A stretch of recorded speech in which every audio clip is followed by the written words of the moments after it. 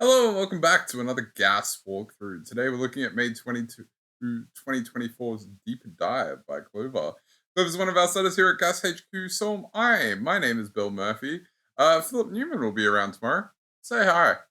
Um, yeah, at Gas HQ, we are genuinely approachable Sudoku. We make genuinely approachable Sudoku for those who are, in the market for such a thing. Don't mind me. I've decided I want to do something very specific about this puzzle, so you'll see it in a second. But we make genuinely approachable Sudoku, and what we do is, we create variant Sudokus for you for free. I mean, you can throw a like and share if you feel so inclined, or a follow if you just want daily puzzle to go along with your NYT routine. Um, Along in the description, where you'll find the link to today's puzzle, Deeper Dive, you will also find hat times. Hat times are a little progress thing that we offer if you feel so inclined. Two hats is it beat this puzzle in the two hat time, and that is a pretty fast solve. Uh, or a very fast solve. One hat is a very pretty fast solve, and everyone gets a dinosaur as sort of a consolation prize because we love you all equally. Mwah. Let's get into it. So this is Deep Dive. Clover is doing a dive into the world of Killer Sudoku, and I am so delighted because she is so good at doing these. Now, if you've never seen a Sudoku before, where have you been? I don't know how the algorithm got you here, but each box, each row, oh good lord, each row, and what is happening to my laptop? Each column must have the digits 1 to 9 once each. That is what we mean when we say normal Sudoku rules apply. In the grid, there are cages. Digits in cages cannot repeat and must sum to the indicated totals. So, that means that those digits must sum to, those 4 digits must sum to 10. Cool? Good? Makes sense? Great. Love that. All right. So I am a big fan of Clover's work. Not saying that because she's a friend. I can be friends with people and think what they're doing with their life is less than great. Um, Sorry if you're one of my friends and just saw me say that. It's not about you, I swear to God. But um, I'm a big fan of how Clover creates puzzles, and I really want to take a second to go. My solve today is not going to be the fastest solve. I just want to actually illustrate the thought and care and the actual beauty in construction and go, hey, if you want to know what the difference between handmade Sudokus is and just regular Sudokus, I just want to take a second to appreciate that. So let's get into it.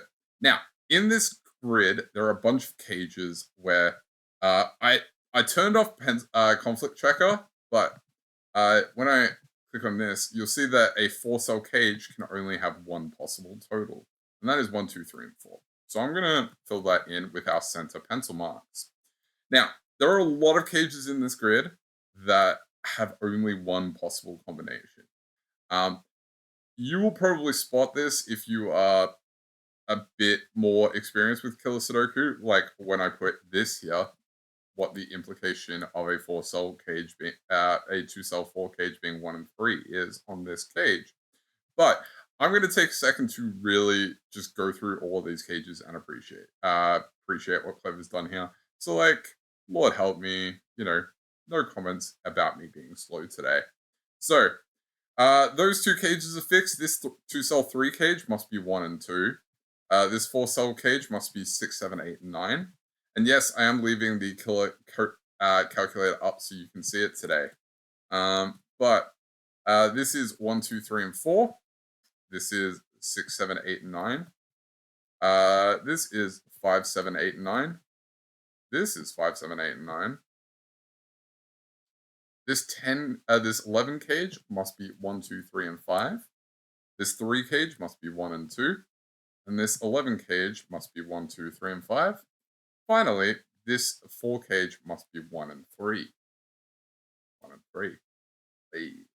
Now, if you're still developing skills with Sudoku, I kind of want to walk you through this today. So 1 and 3 is a pair. We know that 1 and 3 must either go one of two ways. So it must be either 1 and 3 or it must be 3 and 1. Doesn't matter which way it goes. We know that because 1 and 3 must be in those two cells, these two cells cannot contain a 1 and a 3. So because now I have a 2 and 4 in this cage and digits cannot repeat, this must be 1 and 3. Down here, I have 11. Now, same thing with this 1 and 3, because I have a 1 and 3 in those two cells. I cannot put a 1 and 3 in here. So those two cells must be 2 and 5. Because digits cannot repeat in a cage, this cannot be 2 and 5. Yes, I know there's a bunch of negative singles throughout the grid. We'll get to that. Here, 1 and 2 means this cannot be 1 and 2. 3 and 5 takes that out of here. And over here, 1 and 3 takes 1 and 3 out of here.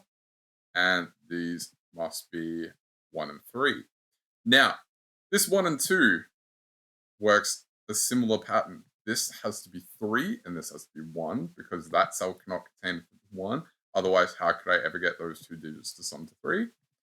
Similarly, this cannot be 2 because of that cage. So this is 4 and 2.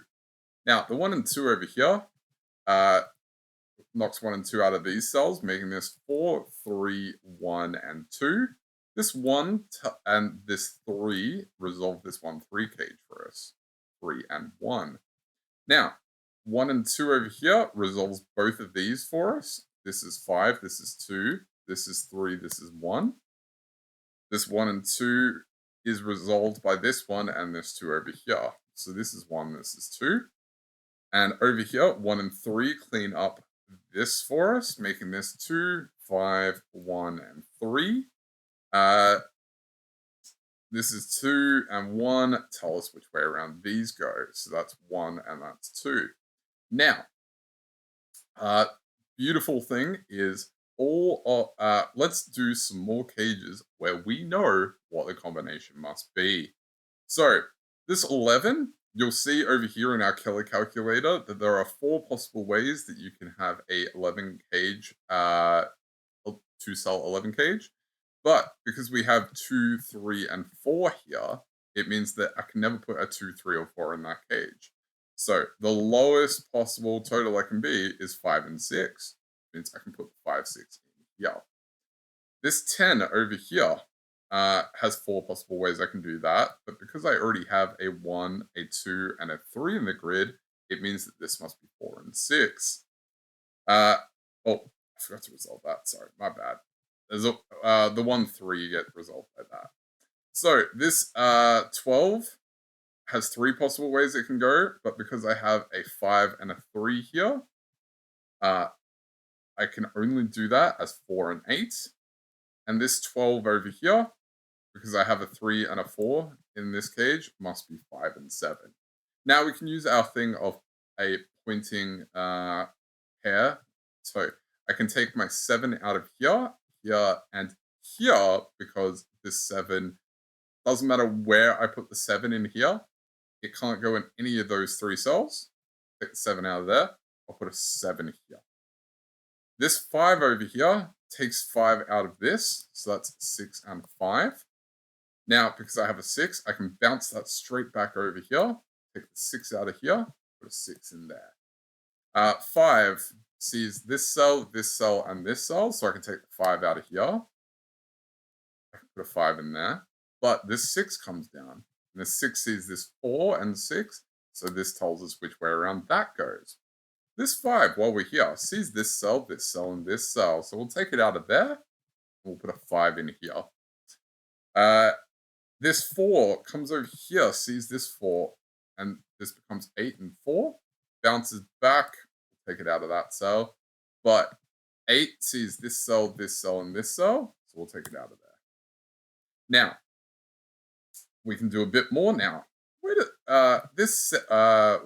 I'm just trying to make sure that I do my friend's puzzle justice. So this 7, There's only two ways that you can have a 15 cage. It's 6, 9, or 7, 8. Because it's 7 here, it tells us that this must be 6, 9. 8 and 9 get resolved because how do I put a 9 into this cage if it can't go there? Last digit remaining in this row, in row 2, is a 4, meaning I can put a 2, 5 in here. This 7 comes across here, takes it out of those two cells. We can put a 7 in there. This must be 7 up here because that's the last digit left to place in box 1. 8 is the last digit left to place in box 3, other than resolving the pair. Let's come down here now. 4, 9, 5, 8, and 6, 7. Well, I already have a 6, 7 in the row. I have a 5 there, so this must be 4 and 9. Putting an 8 down here. 8 with a 13. I already have a 4 in the row and a 5, 8, meaning this must be 6, 7. I can take the 7 out of here.